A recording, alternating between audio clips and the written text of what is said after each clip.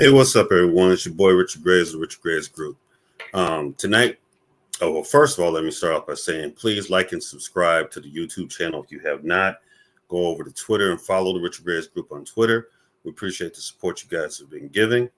Tonight, we're going to continue a discussion I was having last week regarding the ADOS movement in the organization and discuss what their objectives are, talk about reparations a bit. The guest we're going to have today, we have a very special guest, a very old and good friend of mine named Mr. Andre Clay Bennett. Now, Mr. Clay Bennett, I always call him Mr. Clay. He's a supporter of reparative justice, and he hosts a great show called The Reset. It's a talk show that's on Facebook and YouTube, so look that up. Again, Mr. Clay is a very astute brother, intelligent brother. I actually admire and respect him a great deal. So it's going to be nice to have a conversation with him about this. He's going to give us some context about the movements and, pretty much just explain to us, what these things are about and, and what his participation is with it if he so chooses to. But without further delay, let me bring on Mr. Clay. Mr. Clay, how are you, sir? I'm doing just fine, Mr. Graves. How you doing tonight, man? I can't complain, man. Had a little reunion last night. I know you saw. Everybody was out, had a good time, man. I appreciate man, it. Looks great. Look lovely. Yes, sir. Yes, sir. So, as I introduced you, I know you want to talk about the reparative justice concept, as well as give us a little understanding about the ADOS movement or organization. For what I know, I'm not part of the organization or the movement. I've talked to some people on social media that are very staunch supporters of it. I know it was created by Yvette Carnell and Antonio Moore, I believe. Correct. All right. And they have a primary focus on reparations for the system of slavery in the United States. And their focus is Black Americans, not Black immigrants, of course, or not Afro-Caribbean people or Afro-Latino people. That is correct.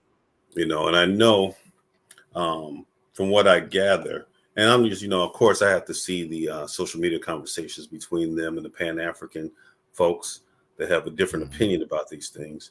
However, I do understand, I think I mentioned that last week, I do understand why we would have a specific focus on African Americans as a group, separately identified from recent African immigrants or Afro-Caribbean people. And I think over the, since the times of Marcus Garvey, Jamaicans and Haitians and Trinidadians and Dominicans and Cubans and Puerto Ricans with African ancestry identify more closely to their nationality than the Blackness. So I understand us wanting to do the same and having necessity to do the same. But before I speak any further, let me go ahead, since you are part of this movement, tell us a little bit about it. Well, first of all, I want to thank you again, man, for having me on your platform. It's been a long time coming. I'm very aware of a lot of the controversies surrounding the reparations movement, the reparative justice movement, which is a global movement. It is actually a global movement.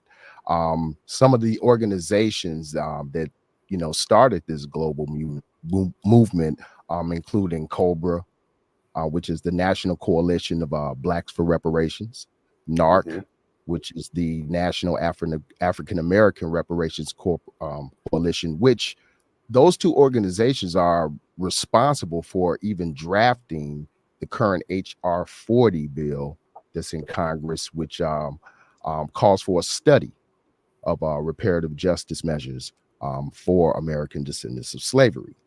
Other organizations that I am most familiar with, Richard, that I know have boots on the ground, I know have relationships with politicians and are serious about this movement, include the Movement for Black Lives.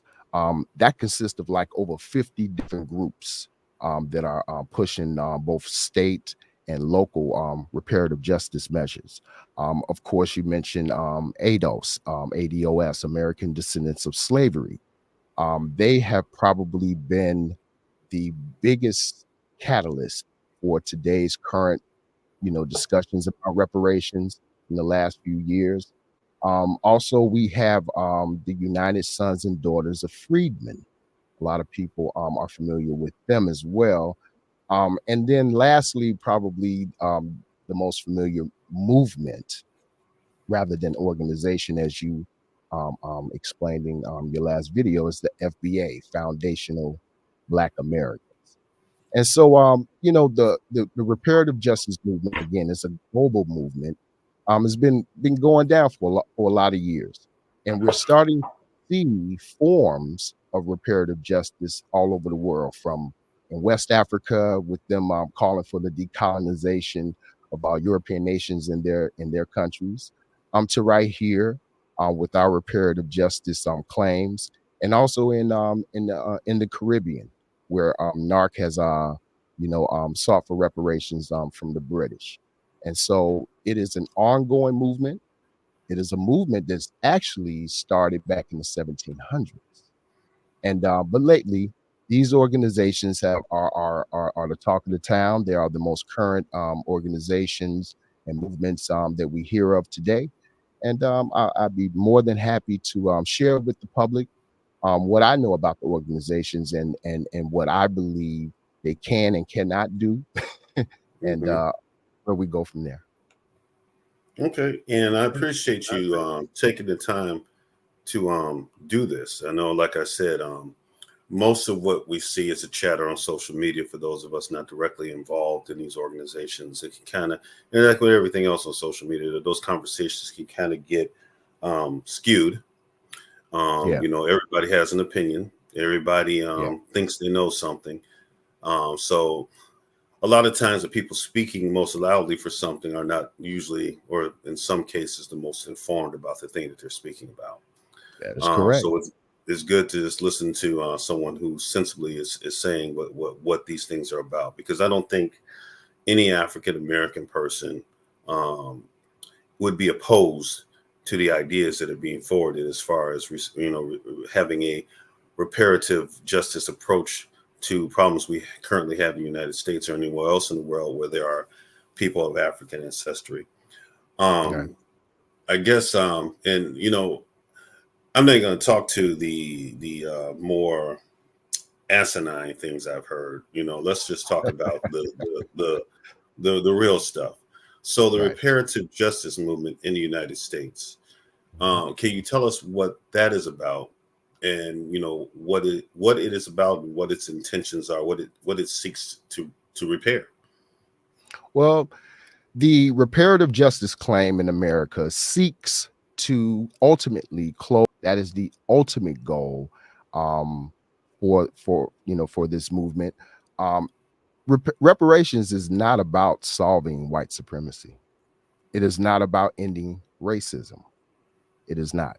It is about it is about placing American descendants of slavery in a wealth position that we should have been in had we been able to keep had the executive order of reparate of the 40 acres and a mule, special field order 15, along with um you know the disparaging of wealth, the holding back of opportunities for African Americans to acquire and build more wealth through Jim Crow, redlining, on up until the Equal Housing Act was passed.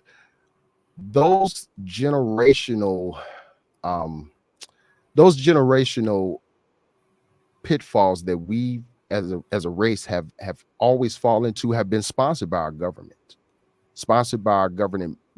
both federally, on the federal level, state level, and local level. And throughout our efforts, no matter what, because you know, putting on, tying up our bootstraps, that's never been an option for us. We've had no choice but to do that because for the most part, we have not had the full sponsorship and assistance from the federal government who placed us in this position to build better wealth. Um, Civil rights, That gave us opportunity to have more income, but it did nothing to address the wealth position that our people were in at the time of its inception. And so therefore, reparative justice is definitely it's a justice claim, and it's a debt that's owed to our people, we believe. And over the course of the years, from studying past attempts at reparations and seeing the failures of them, the reparationist, as I like to call those who are actively, working on this justice claim, um, they've learned, they've studied, they've crafted, and they've um, come together and made great proposals to address our demands. And so I'm in full support. Um, I'm in full support of most of the organizations in the movement. And you're right, Richard. There's a lot of chit chatter online, a lot of folks saying stuff that is baffling the amount of ignorance I see myself.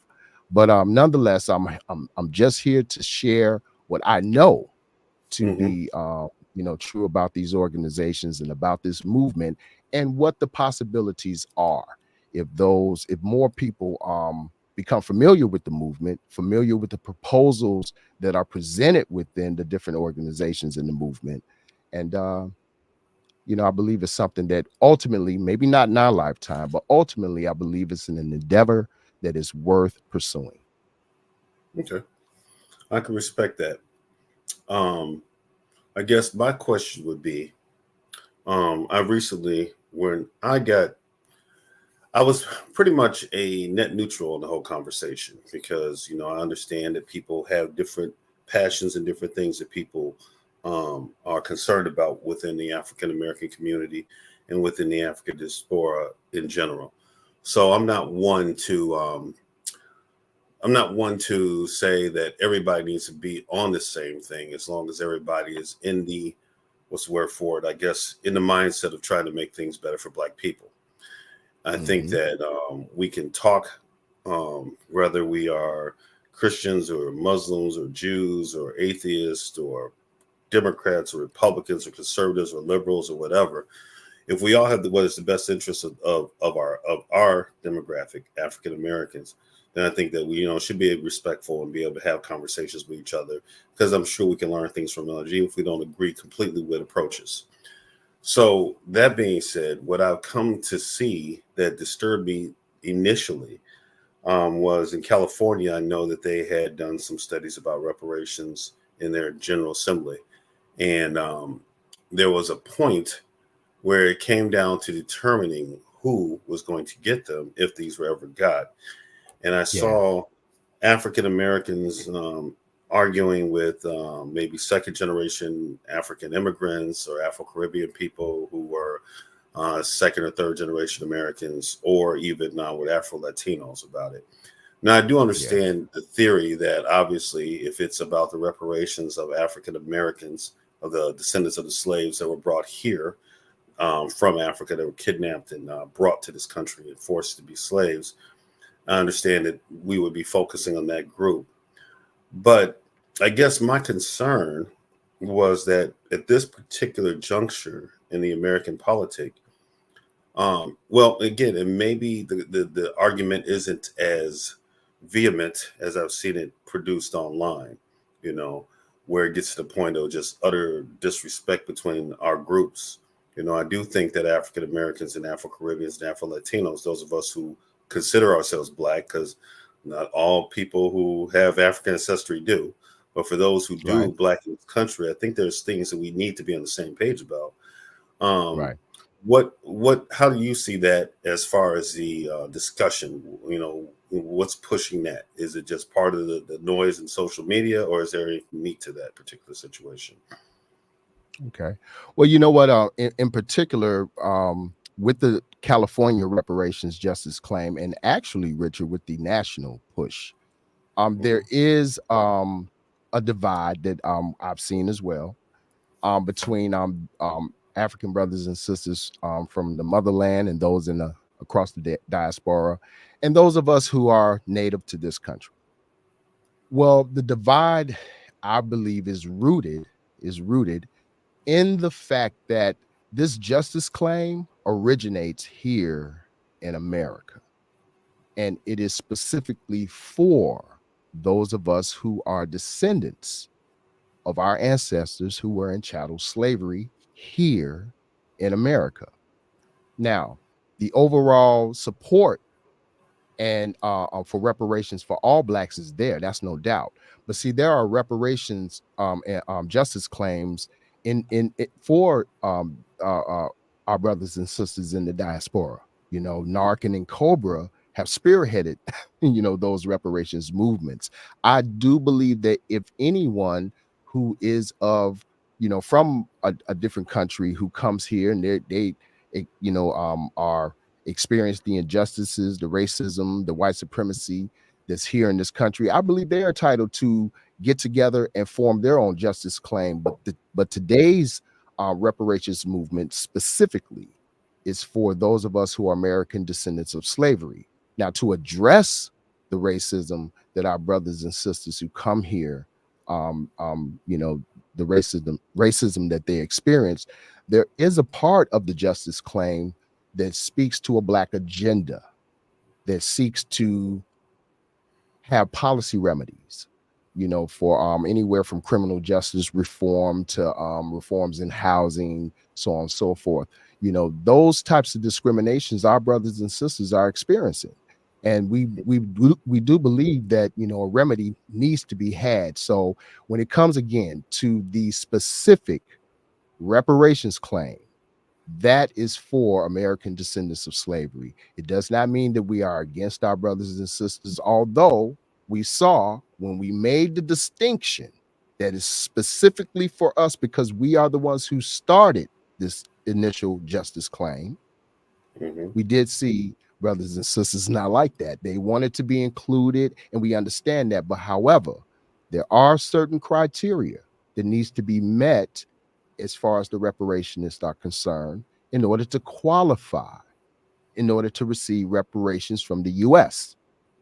Again, if any group from any country believes that they too should have a justice claim, they need to form, get together, unify, and build one, just like American descendants of slavery have done.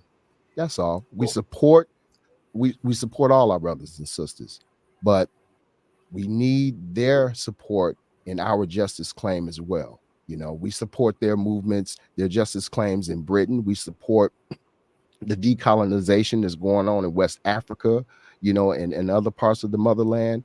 This racism, this white supremacy has to end. It has to end, and we're seeing it start. We're seeing the global movement as we speak. So, that's in general, that's what it is. It's a lot of, Richard, it's a lot of back and forth about it.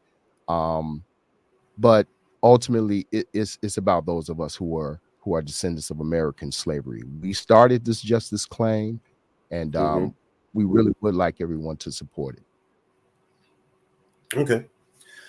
And obviously you're aware of, there are groups that are of African Americans who push back against the idea of reparations. Yeah. To me, myself, it's not so much of a pushback. It is, I don't see it as I'm looking at it more pragmatically. And what I mean by that is I understand full well the history of our country. The at the end of the Civil War, what was supposed to happen in the Reconstruction period, what was promised to the freed slaves at that time, and what was not given. Further to the point, we also see throughout the Reconstruction period, African American communities being built. Some with the assistance of some former abolitionists from the North. At that time, they were part of the Republican Party, and being very successful up towards the end of the Reconstruction movement, when the Southern Baptist Church and the Democratic Party created the Ku Klux Klan, who became a terrorist organization against African Americans, and continued that terror campaign all the way well, so you could say, could be arguably said this to the present. But as far as what they did after Reconstruction, the new black codes that came out to replace the slave codes to keep African Americans as second and third class citizens, all the way up until after World War I. And I'm sure you're familiar with the Tulsa situation and all the other race riots. And I don't like calling them race riots. I call them terrorist attacks against black people. They were.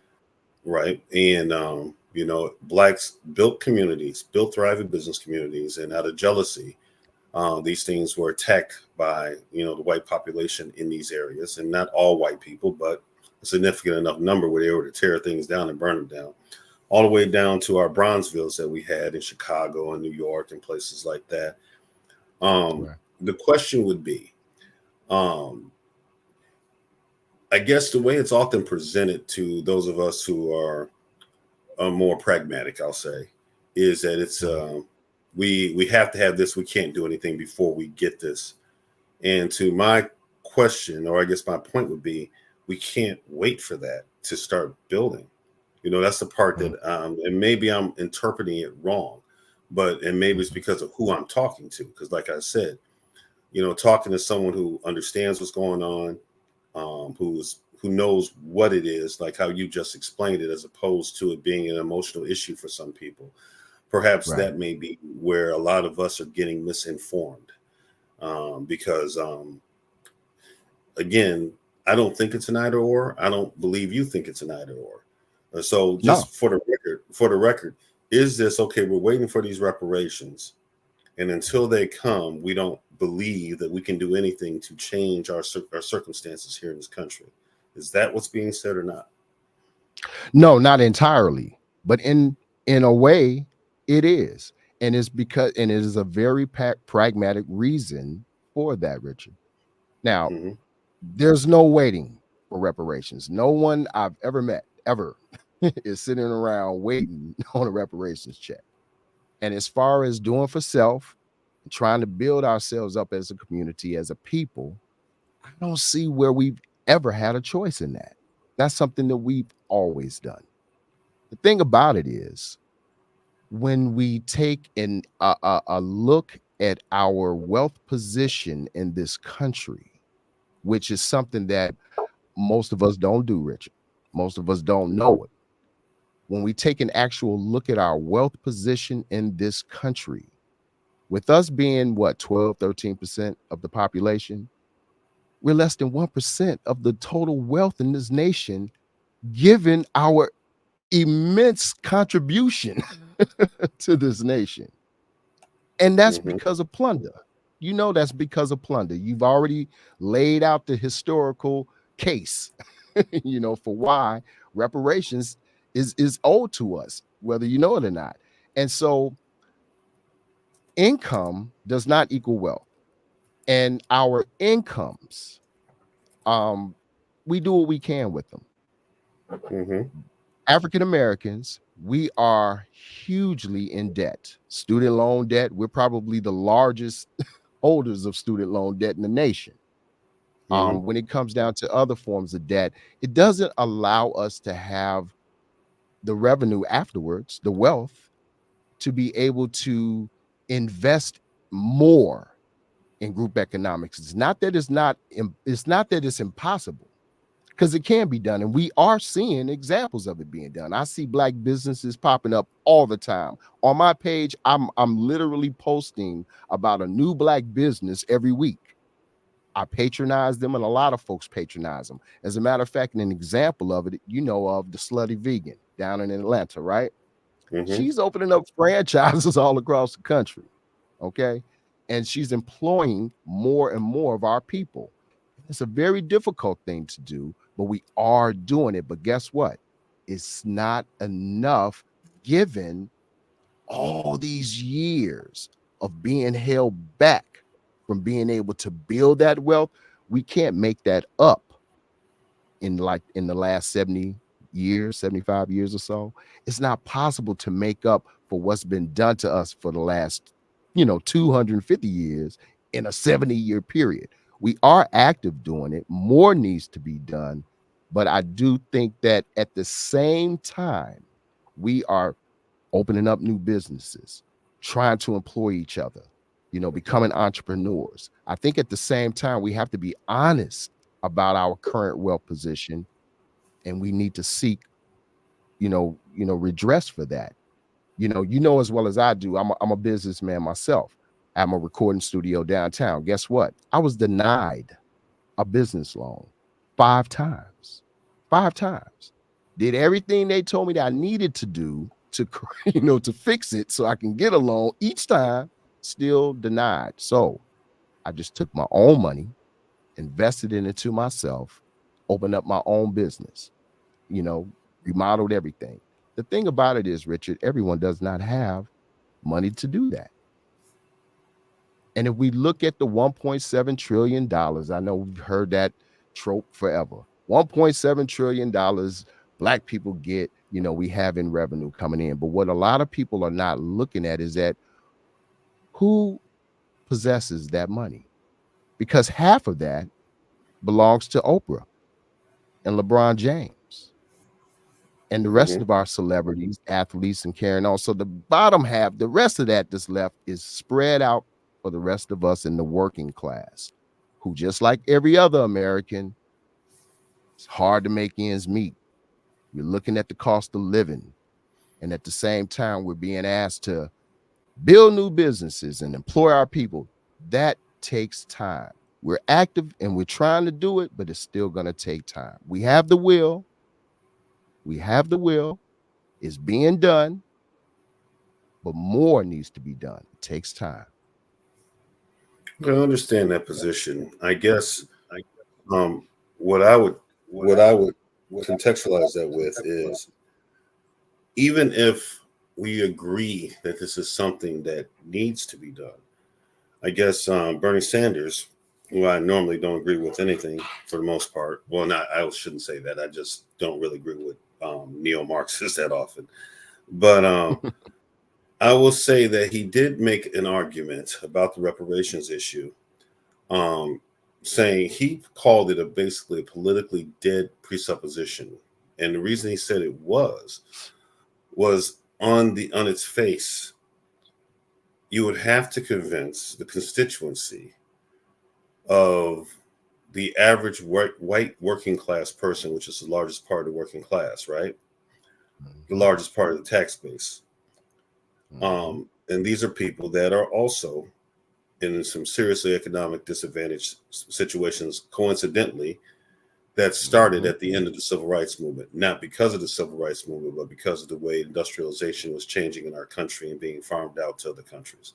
So absolutely, just in short, if you have white working class people who aren't making ends meet, how do you get their representatives, which is a majority of representatives in the Congress, to even consider doing that? Well, I believe you have to show them. Go ahead. The way you do it, in my opinion, is you have to show them the benefit of giving reparations to Black Americans. Can I share my screen? Is it possible to share my screen? I think you can. Let me see, because I'm not the technology dude. I wish Jonathan was on. Right. Me neither, bro. Let me see if I can. Let's see. I don't know. Tell you what. You have. I could just. I'm sorry. One more time. Do you have any controls on your end that can allow you to share screen? A present button. You know what? I see a present button. Let me see. Yeah, go ahead. Okay, share screen. Okay, open system. Okay, hold on a second, bro. Do not apologize, everyone. I'm not like Andre. Andre knows his stuff. I'm nah, you know what? I'm struggling, Rich. I'm struggling over here. Let me see. Select the tab to share. Where am I at? Where am I? Here it is. This is the one I want to share. There we go. All right. This right here, Rich. Let me put it up. Okay, there we go. Okay. All right. I love that question. And it's so legit. And the thing about it is, Rich, I believe that the one of the ways is to convince America how reparations would actually benefit this country. Because you and I both know everyone looks at it as a loss. Oh, we give the black folks money, they just gonna blow it. You know what's gonna happen? Well, in this article, and this is an old article, I read this when it came out, Mm-hmm. along with some other reports that kind of address something like this. This article right here, the cost of racism. The US economy lost $16 trillion because of discrimination, bank says. And in this article, it goes on to say nationwide protests have cast a spotlight on racism. And this was back when, George Floyd was killed. Mm-hmm. And inequality in the United States. Now, a major bank has put a price tag on how much the economy has lost as a result of discrimination against African Americans. 16 trillion.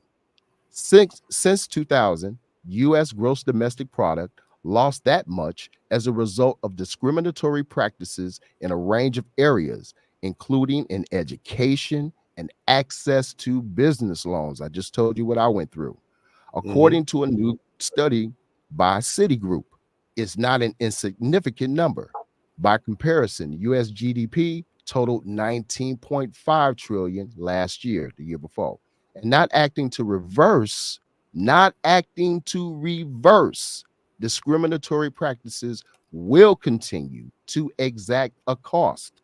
Citigroup estimates the economy would see a $5 trillion boost over the next 5 years if the U.S. were to tackle key areas of discrimination against African Americans. Now, I just want to just read that much. I didn't want to read the whole article. No, I appreciate it. You know what I'm saying? Let me and I would. How can I go back? How can I get back? Where am I at? My tab at. Oh, you're here. I got you. Okay. Let me. Yep, you're back. Oh, I lost Mr. Clay. Hopefully, he'll be back in a second. I think he might have accidentally dipped out. I wanted to kind of discuss a little bit when Mr. Clay returns. I think that we can be in general agreement regarding the fact that discrimination does cost money and it causes people to lose money. And what I mean by discrimination in housing, discrimination in banking, these are systems and institutions that I think most of us agree need some reform in order to more equalize the playing field for African Americans. And I think that would be a net positive for the United States economy. That being said, this is something I think that's policy that we should be striving for. Of course, obviously striving for, equity, people being treated fairly, for having equal opportunities, not so much equal outcomes, but equal opportunities. I would agree. And but that, like I said, when Mr. Clay gets back on, we'll talk about that in a little bit more detail. In regard to, here's Mr. Clay. He's popping back in now, so I don't have to keep freestyling. All right. Thank you, man. There's only so much freestyling I can do. Bro, look, I'm technically challenged too, man. Okay. And actually, next time you and I talk, I think I'm just going to come out to your studio and we can sit down and talk that That'd way. That'd be wonderful, bro. I think that'd be a good show. Yeah. But yeah. So I hear what you're saying. It's real quick. I just wanted to just say, just to mention, that's really one of a number of reports that took a more micro look at what our economic position and wealth position is in this country. There is a report. I should have had it ready for today. Maybe next time we talk, I can. But it's the Color of Wealth report that was done, I want to say from USC Berkeley. This was some years ago, that basically looked at the wealth and income positions of African Americans in a few key cities. And the results are astonishing. And when you look at our incomes and wealth positions in these specific cities, you yourself, you would say, oh, okay, where are we getting some money from? How are we gonna make these large investments that's necessary for us to actually be able to have a strong foundation in group economics that we want to have. And so I really do believe that while we are working on building that foundation, we need an injection of finances to help us out a little bit more. And I All think right, that and is in the form of reparative justice. I think that infusion of cash and capital to African Americans and working class people in general would be very significant. I think we saw something like that with those, even though there was a lot of fraud behind it with the PPP Yeah. loans that Yeah. The happened. stimulus. Yeah. I think that a lot Yeah. of people did start some successful businesses with that. Yeah. So I see what you're Yes, saying. I guess my point is, and I guess I'm looking at it from how do I say this? If that population, we talk about the last 250 years, right?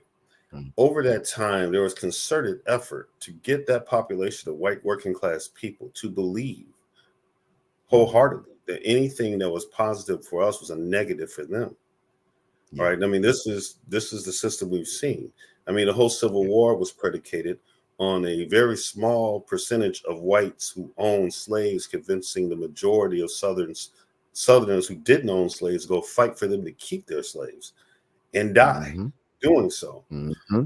Yes, sir. On that campaign was by creating the narrative of superiority of whites, the inferiority of blacks, creating the narratives that we were out to try to rape all white women and Yeah. and do this.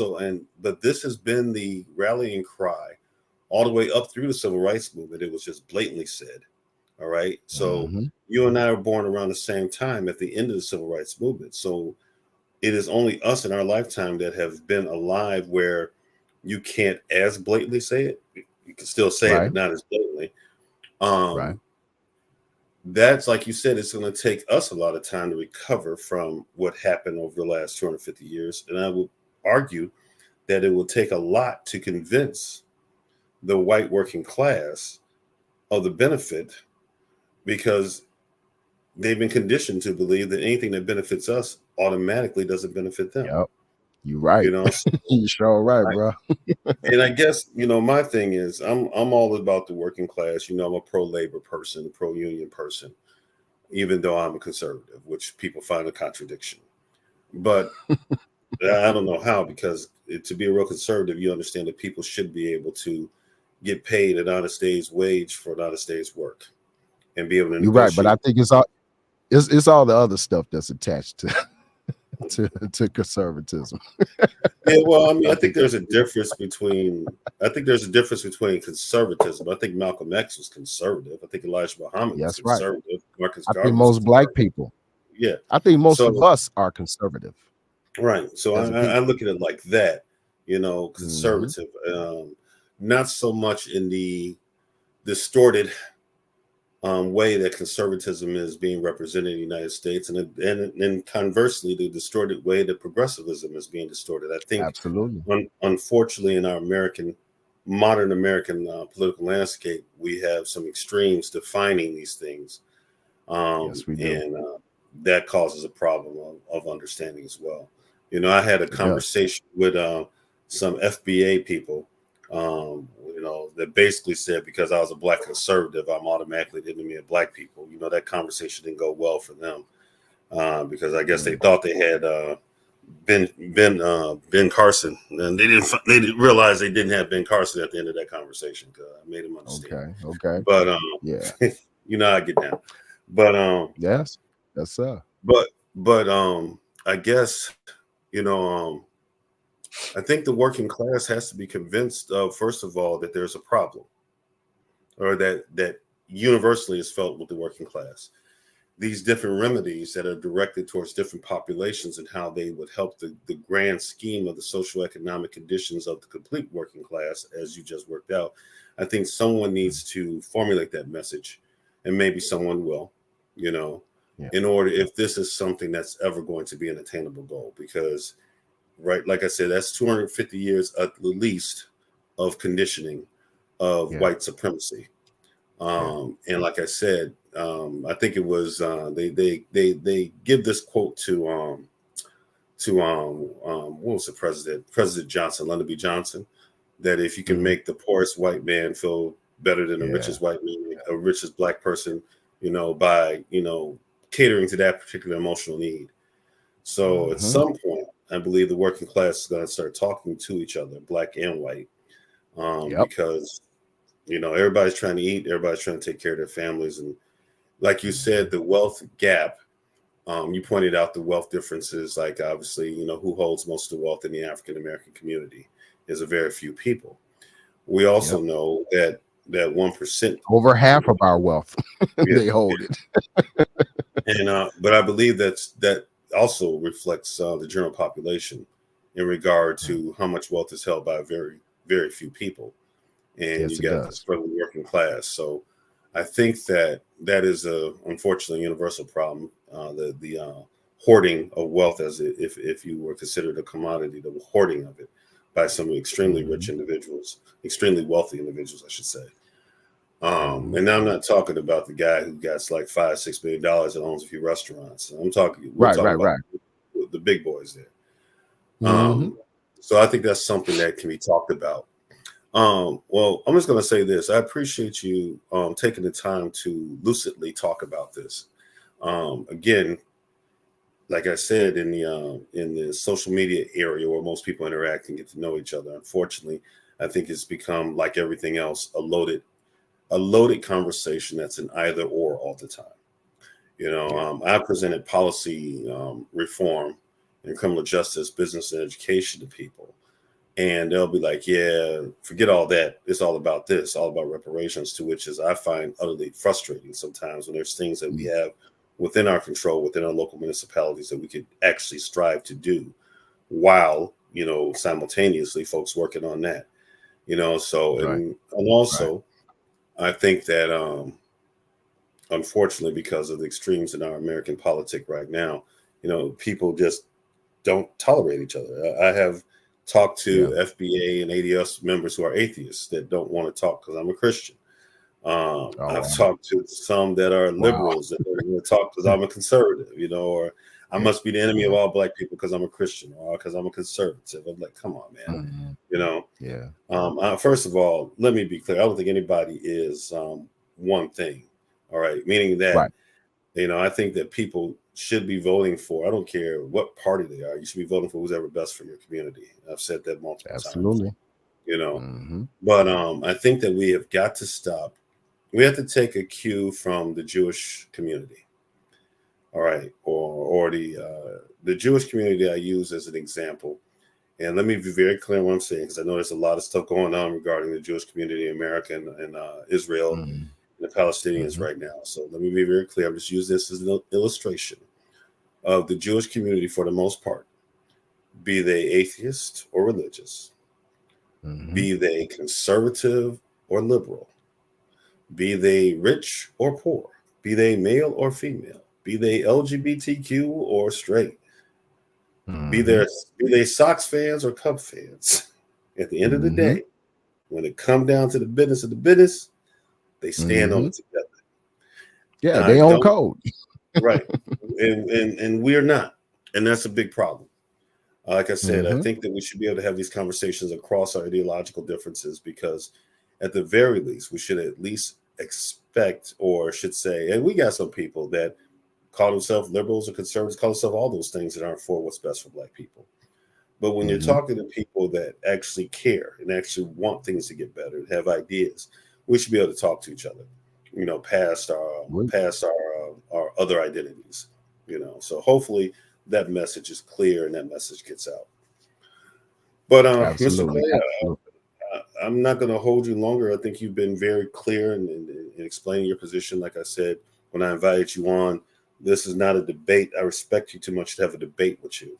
Well, we will always have discussions, even in disagreement. I think for the most part, we agree on a lot of things. We disagree on some, but we're able to talk through those disagreements. And I think that people need to see that behavior modeled, so that we can work to build what we should be building positive for our community, and overall, if it's good for the community, it's good for the country. It's good for everybody. Absolutely. Absolutely. So whenever you have time, I would love to come by your studio and sit and talk about a few of these issues. And, I was hoping I had enough time to get your opinion on the Palestinian Israel situation right now. But I got you, brother. Whenever you're ready. Yeah, that's a little. Whenever you're ready. Yeah, that's going to take us some time, and I want us to be able to have that clearly because people are being purposely misunderstood in that conversation, especially African Americans. With the stuff with Kyrie Irving and Kanye and a few people with some of their statements. And no offense to our Hebrew Israelite brothers, but sometimes they can take things in a way that I don't think they realize the world is listening to them. They're so used to it being a barbershop. They don't care. They don't care. No, but they don't care. They're gonna have to. We all have to care. We got to start caring when the world is listening to us. Yes. When we're having our conversations in the barbershop, it's just us, or the church or the mosque, it's just us. That's one thing. But when we're talking to the world, we need to be mindful of the audience and be very clear on what we're saying so we're not misunderstood. Or as you like to say, deliberately misunderstood. Because there's people who will take what you said and clearly know you didn't mean something and make it out. Yep, make it out. They do. We'll have that talk, man. Like I said, whenever you have time, brother. I know. And again, Andre's show is the Reset. It's you can look him up on Facebook and on YouTube, right? Yes, sir. Yes, sir. Yes, sir. And so I urge thanks you all again, man, for having me. No, and thank you for coming on. Like I said, Mr. Clay, I've watched your show. It's always informative, and you have people on that I like, and some people that I personally know. And I'm glad for your success in that. I look forward to podcasters like us being more prominent. Because I think our voices need to be added to the discussion. So that's it, brother. I appreciate you, man. We'll talk later. And thanks again also for supporting our house event this summer. I appreciate that. I appreciate you putting together that video that showcased it. Like I said, you are quite talented when it comes to, film and television and technologies like that, and I've known you for a long time. We've always been creative dudes, and you've always just maintained being great at whatever you put your hands to. So I respect that. And I'm actually very proud of you for that. All right. I appreciate that, my brother. I appreciate it. And again, thanks for having me on your show tonight, man. And I as well, I watch your commentary, and I strongly urge everyone to tune in. And we're gonna talk some more, man. We're gonna build this up because Richard, you and I, we are a part of the new Black media, and we deserve to be heard. And a lot of people are checking us out. And so we just got to keep it going, bro. That's all. You're right about that, brother. All right, everybody. I'm going to say good night. God bless. Peace. And I'll be on next week. We'll be on our regular 6 o'clock time, and we'll see what the world gives us to talk about then. It's giving us a whole lot to talk about now. Who knows what's next? All right. Buddy. All right. God bless everybody. Be safe and have a productive week. And we will talk again soon. Peace.